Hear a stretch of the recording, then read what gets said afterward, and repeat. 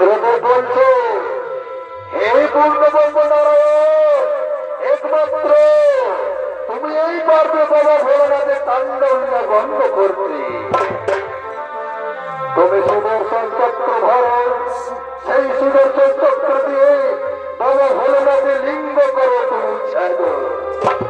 ঠিক আছে ভগবান, তাই হবে। আমি সুদর্শন চক্র দিয়ে বাবা ভোলানাথের লিঙ্গ করিব খণ্ড। কিন্তু দেবগণ, সেই লিঙ্গ টুকরো যদি পৃথিবীতে পড়ো, পৃথিবী হয়ে যাবে ধ্বংস।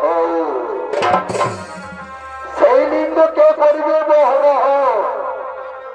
শোনো দেবগণ, চিন্তার নাই কারণ সেই লিঙ্গ খালি গ্রহণ করবে যোগমায়া দেবী দুর্গা।